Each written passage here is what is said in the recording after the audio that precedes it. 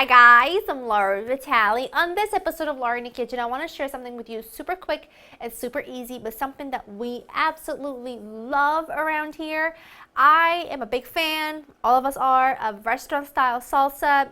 You know the kind, when you go to a really good Mexican restaurant and they bring over their salsa with chips, it's like probably one of the best things in the entire world, especially when you're really hungry because you know it's going to be there pretty much as soon as you sit down. I love making it at home so much. I think it's absolutely phenomenal. It doesn't even compare to the jarred stuff that you buy at the grocery store. And really, the ingredients you'll need are not many, and they probably are the kind of ingredients you already have on hand. So I wanted to share it with you because it's just easy and it's a great appetizer or something to munch on. What I have here are some diced tomatoes. Now these are diced tomatoes with peppers and onions in them, which I think makes all the difference, and I'll talk about this in just a minute. You need a nice handful of cilantro. I leave the thin stalks in there and everything. You need a small yellow onion, lime, jalapeno that I've seeded, few small cloves of garlic, then I've got cumin, sugar, oregano. You're also going to need some salt, and I'm going to show you how I like to bake my tortillas to make like really good crispy tortilla chips without having to fry them. I know that this recipe is by no means revolutionary, and I'm not even going to call it a recipe. What I want you to take from this is that if you really love good restaurant style salsa, you can make it at home with ingredients you probably already have on hand. Now, a lot of people will tell you to use canned plum tomatoes to make salsa, and you can. I don't like to do that. I like to get the diced kind that has onions and peppers in them, but particularly the diced kind because it doesn't have as much seeds. The whole plum tomatoes in a can, although convenient and wonderful in so many different ways, here, because we're not cooking the salsa, I just feel like it's overwhelmingly seedy if you use those. That's why I don't like to use those. I like to use the diced kind. Sure, there are some seeds in there anyway, but it's nowhere near as much, and seeds can be bitter, so that's why I prefer this, and the peppers and the onions just give you additional flavor. Okay, this is really easy and really simple. I'm going to use a food processor. You can also use a blender if you want to. Just be careful you don't take it too far with the blender because it can turn into a puree. Add your tomatoes. You can see the peppers and the onions. You see that? That's all good stuff.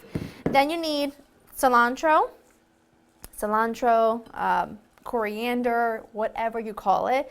Then your garlic, of course, your jalapeno. If you are feeling fierce, as I'm sure you are, you want to do 2 jalapenos. And if you are feeling like slaying life, you're going to want to leave the seeds in. I am not that brave because some jalapenos can be so spicy. So I used 1 and I de-seed it because it can be really, really spicy, and I don't care for that. My onion, I just kind of chopped it into rough chunks. Then you need the juice of 1 lime, and this is really nice and juicy, which makes me happy. There's nothing worse than when you get a lime that just isn't juicy enough. I want a whole lime in there. And you also want to preheat your oven to 375 so that you can make your chips. But I will say, if you can make the salsa in the morning and let it sit in the fridge to marinate and just to kind of get to know, all the flavors get to know each other, it's even better. Oh, I forgot, I lost my salt. I somehow, excuse me, here I am. I somehow forgot to put my salt out. A heavy pinch of salt. Now you also have a heavy pinch of sugar in there because remember, you're not cooking the salsa, and there's a lot of acidity in canned tomatoes, or in tomatoes in general, but specifically canned tomatoes, so you want to balance that with a little bit of sugar. I'm going to put the top on and pulse this until it's nicely and finely chopped.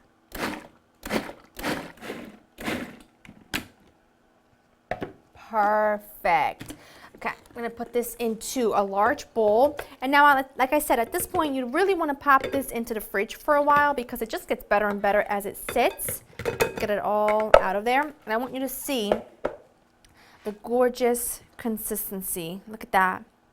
And what I love to do, this is off topic, but you know, we're friends like that. Any leftover salsa that you feel like, I just don't feel like, eating it. What you do is you put it in a pan with a little bit of water and you poach some chicken in there.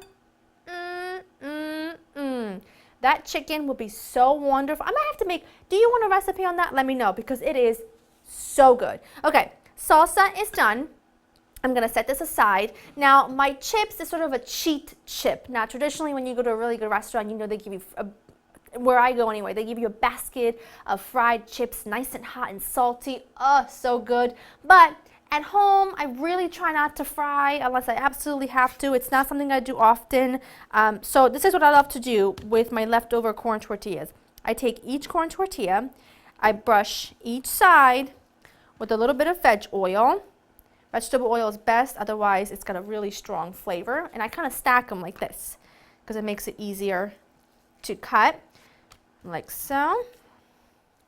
Perfect. And for 6 tortillas, I ended up using less than a tablespoon of oil, which is great. Then you take a knife, and what I do is, because these are small, I just cut them in quarters, like that, like so. And then you just put them on a single layer on a non-stick baking sheet. And my oven's preheated to 375, and you just need to keep an eye on them because these will take about 8 to 10 minutes, something like that. And you can use corn tortillas, you could use regular tortillas, you could use, I don't know, whatever tortilla floats your boat, really.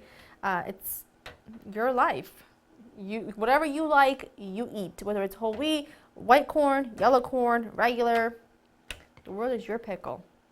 Well, technically we're not making pickles, we're eating pickles, but you get my drift.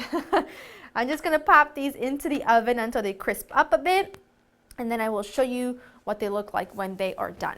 Oh, one more. My chips were in the oven for 10 minutes, my salsa's ready, and I am gonna dig in. Do let these cool for a little bit. When they come out of the oven, they crisp up, and then also as soon as they come out, hit them with a little bit of salt so that it sticks to them. My mouth is salivating. I love that. I love my salsa chunky. I like pieces of stuff running through it. It's phenomenal. And then this really is like your base. And then from here, you can do so many different things to it. It's not even funny. It's awesome.